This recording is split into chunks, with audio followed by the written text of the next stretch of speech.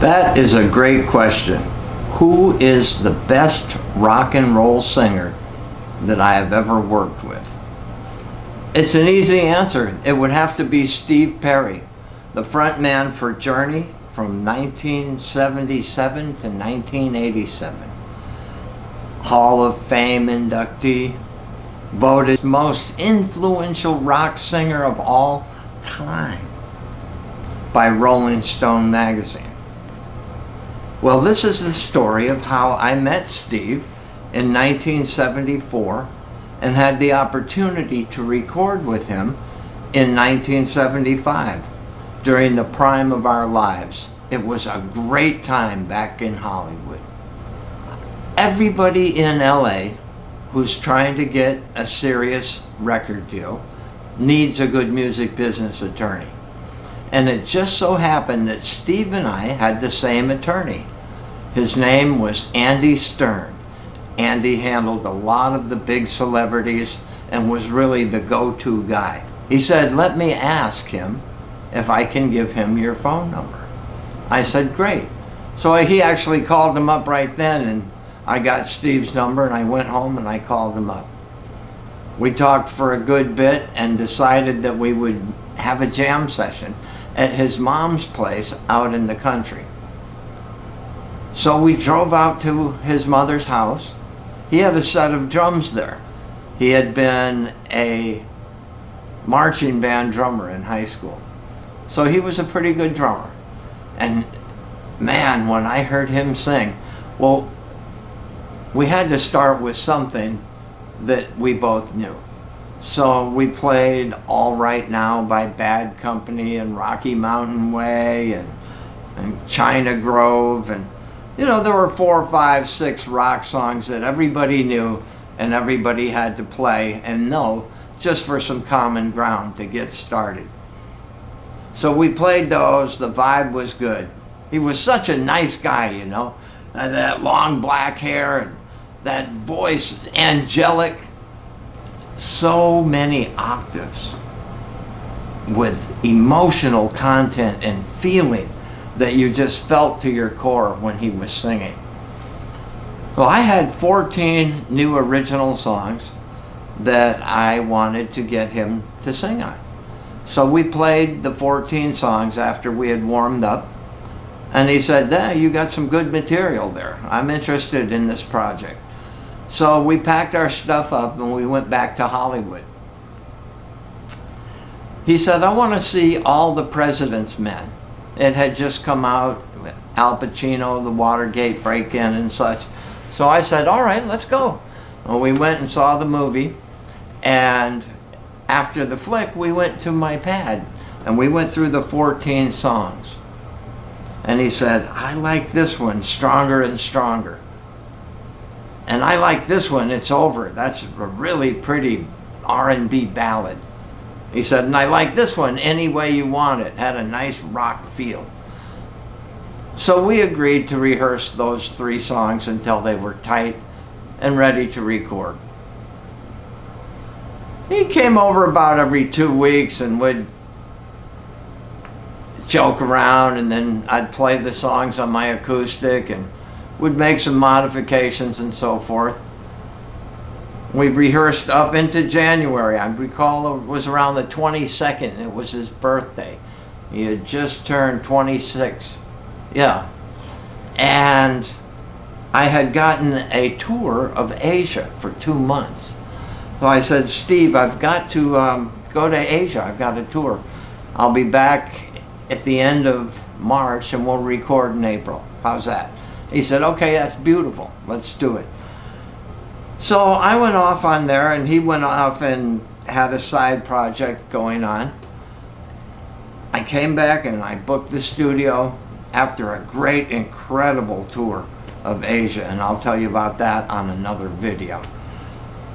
So I called some friends, Rob Roberti to play the drums, and Rob had played in my own band, but with Chuck Berry and Bo Diddley and Gary U.S. Bonds, and played at Madison Square Garden for like John Lennon and the Plastic Ono benefit. Smoked the doobie with John Lennon. So Robbie was on the drums. Tony Carey, who was playing in Ritchie Blackmore's Rainbow, played the piano. And after I played the guitar intro, Tony played a little do-do-do-do-do. Just a beautiful complimentary part. Drums came in, and then Steve came in.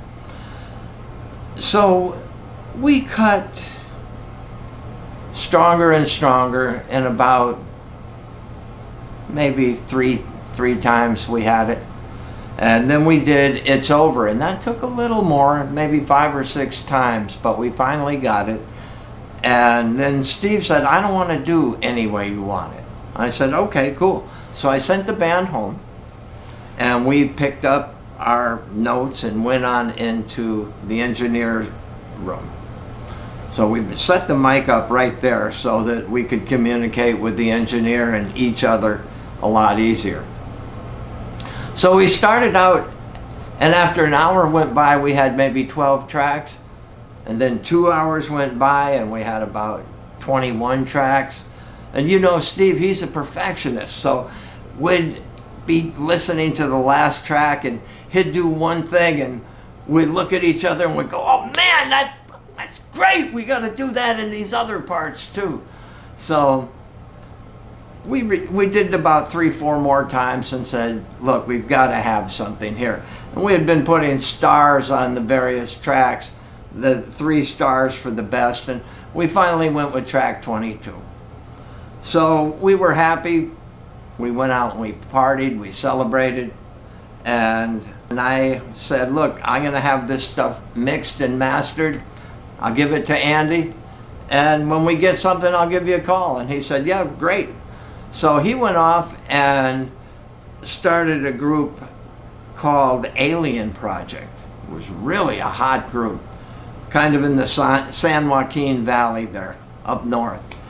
And I had joined a group called Silver, Platinum, and Gold. It was 3 former Ike and Tina players, 2 singers, and Soko Richardson, the drummer. Ronnie Green from Lubbock, Texas. He was one of the first slapping bass players I ever heard besides Larry Graham. This was 1975. He was phenomenal. Hubie Hurd, the professor from Billy Preston's Will It Go Round in Circles. Myself on guitar. So, and those 3 girls, Edna, Renee, and Flo, Silver, Platinum, and Gold, man, they sang like angels, and Hubie rehearsed them over and over again. I also joined the Kathy McDonald band. Now, Kathy had an album out on Capitol Records, but long before that, her association with Long John Baldry and Leon Russell and the Shelter People. She was in the Mad Dogs and Englishmen movie with Joe Cocker. The backup singers were Bonnie Bramlett, Kathy McDonald, and Claudia Lunier, who was actually from Rhode Island, and that's who Mick Jagger wrote the song Brown Sugar about. So I became Kathy's band leader. After Janice had died, Kathy fronted Big Brother, so she had an incredible following in San Francisco. I mean, people would turn out. So anytime we played up there, we had, but she had a range on the female side that was equivalent to Steve's range on the male side.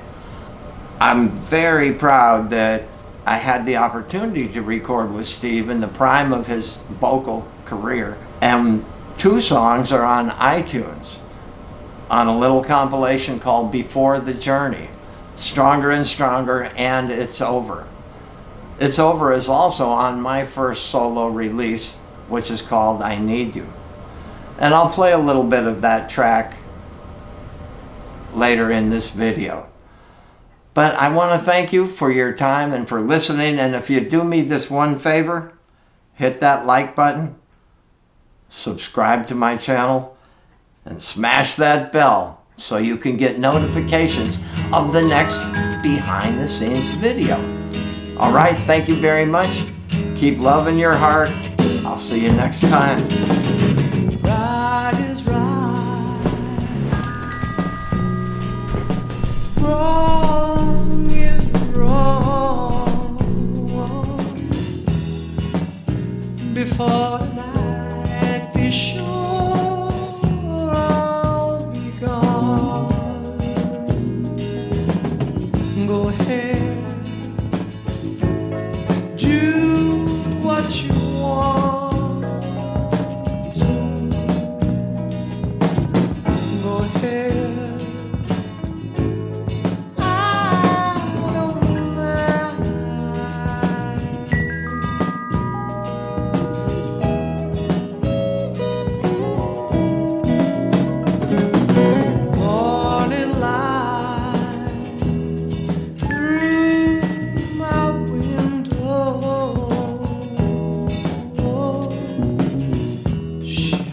shining bright in a special way.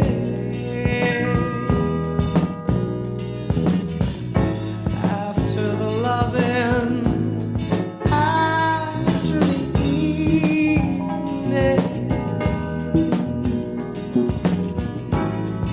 what will we do if it's all?